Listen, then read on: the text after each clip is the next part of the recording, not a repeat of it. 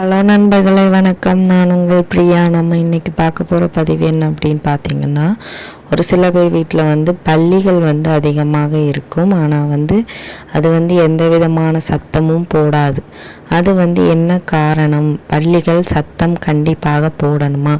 பல்லிகள் இருப்பது நல்லதா கெட்டதா? இதை பற்றின தகவல்களை தான் நம்ம இந்த பதிவில் பார்க்கலான்னு இருக்கோம்.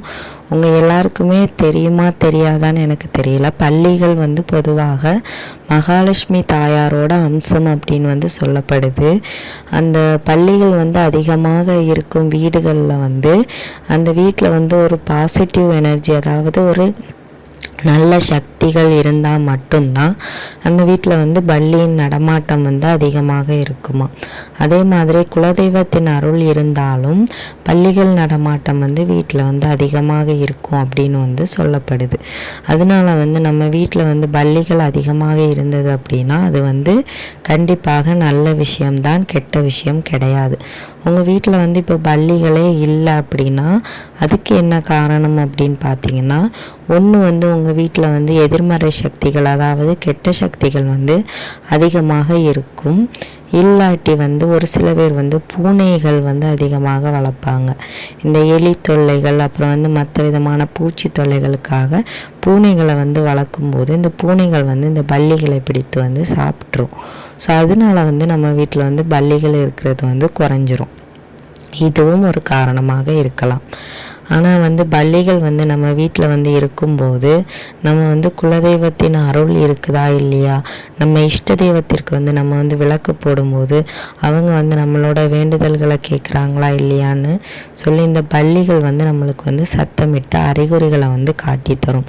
நீங்கள் இப்போ ஏதாவது ஒரு செயல் செய்ய போகிறீங்க அப்படின்னா இதை நீங்கள் செய்யணுமா செய்யாண்டாமாங்கிற விஷயத்த கூட இந்த பல்லிகளின் சத்தங்களை வைத்து நம்ம தெரிந்து கொள்ள முடியும். ஸோ உங்கள் வீட்டில் பல்லி இருக்குது, அது சத்தமே போடலை அப்படின்னா அதுக்கு என்ன காரணம் அப்படின்னு நம்ம இப்போ பார்க்கலாம்.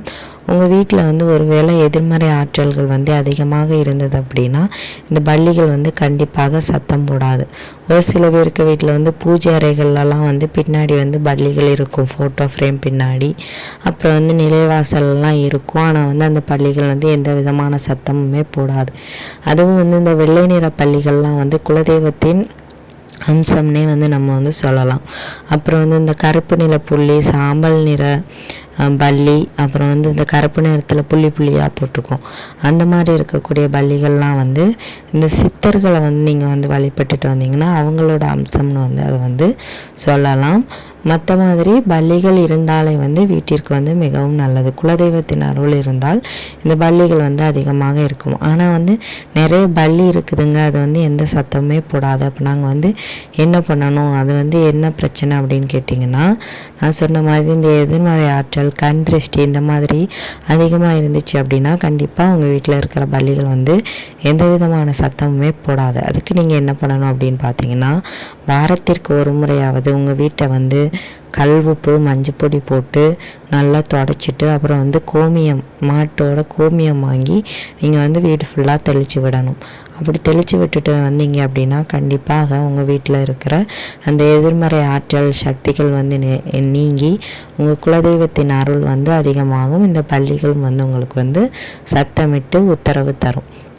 அதுக்கப்புறமா பூஜை அறைக்கு பின்னாடி இருக்கிற பல்லிகள் கூட உங்களோட குலதெய்வத்தின் அருளை நீங்கள் காட்டுறதை பார்க்க முடியும். நீங்கள் தினமும் இந்த கற்கண்டோ இல்லை ஒரு பேரிச்ச பழமோ வைத்து 21 நாட்கள் தீபதூப ஆராதனை காட்டி விளக்கு ஏற்றிட்டு வரும்போது கட்டாயமாக உங்கள் வீட்டில் இருக்கிற அந்த எதிர்மறை சக்திகள் நீங்கி இந்த பல்லிகள் மூலமாக உங்கள் குலதெய்வம் உங்களுக்கு ஆசை தரதை நீங்கள் பார்க்க முடியும். இதெல்லாம் கண்டிப்பாக நடக்கும். நீங்கள் ட்ரை பண்ணி பாருங்கள்.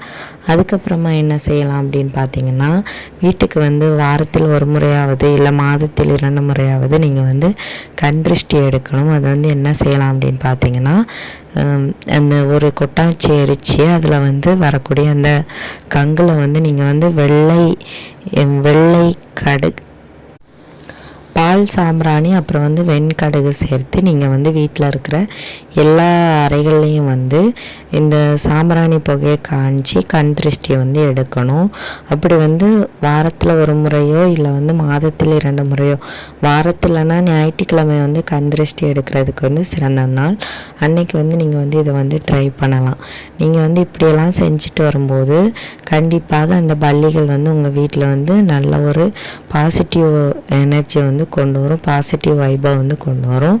உங்கள் வீட்டில் வந்து குலதெய்வத்தின் அருள் வந்து கண்டிப்பாக இருக்கும். அதுக்கப்புறமா நீங்கள் வந்து எல்லா தெய்வத்தையும் வந்து வழிபடும் போது முதன்மை வந்து எதுக்கு கொடுக்கணும் அப்படின்னா நம்மளோட குலதெய்வத்திற்கு தான் வந்து கொடுக்கணும். முதல் பூஜையை வந்து நம்ம வந்து குலதெய்வத்திற்கு பண்ணிட்டு வரும்போது கட்டாயமாக அந்த பல்லிகள் மூலமாக அவங்க வந்து நம்மளுக்கு வந்து சத்தம் தருவாங்க. அதுக்கப்புறமா ஒரு சில பேருக்கு பூஜை அறைகளை பார்த்திங்கன்னா இறந்தவர்களுக்கு முன்னோர்களுக்கு ஃபோட்டோ வைத்து வழிபட்டு வருவாங்க. ஸோ அந்த மாதிரி பண்ணவே கூடாது. அந்த ஃபோட்டோஸ் தனியாக இருக்கணும், சாமி படங்கள் வந்து தனியாக இருக்கணும். அப்படி வந்து நீங்கள் வந்து செஞ்சுட்டு வரும்போது கட்டாயமாக இந்த பல்லிகள் மூலமாக உங்கள் குலதெய்வங்கள் வீட்டில் இருப்பதை வந்து நீங்கள் வந்து உணர முடியும். ஸோ உங்கள் வீட்லேயும் பல்லிகள் இருக்குது, சத்தம் போடாமல் இருக்குதுன்னா இந்த மாதிரி ரீசன்ஸ்னால கூட இருக்கலாம். உங்கள் வீட்லேயும் பல்லிகள் இருக்குது அப்படின்னா நீங்கள் வந்து கட்டாயமாக நம்ம கமெண்ட் பாக்ஸில் வந்து சொல்லுங்கள், சத்தம் போடுமா போடாதான்னு. இந்த பதிவு வந்து உங்களுக்கு உபயோகமாக இருந்துச்சு அப்படின்னா மறக்காமல் லைக் பண்ணி ஷேர் பண்ணி கமெண்ட் பண்ணுங்கள். நம்மளோட சேனலை சப்ஸ்கிரைப் பண்ணி வச்சுக்கோங்க. இது போல் பயனுள்ள தகவல்களை நம்ம அடுத்தடுத்து பார்க்கலாம். இந்த வீடியோவின் முழு பதிவை பார்த்ததற்கு மிக்க நன்றி.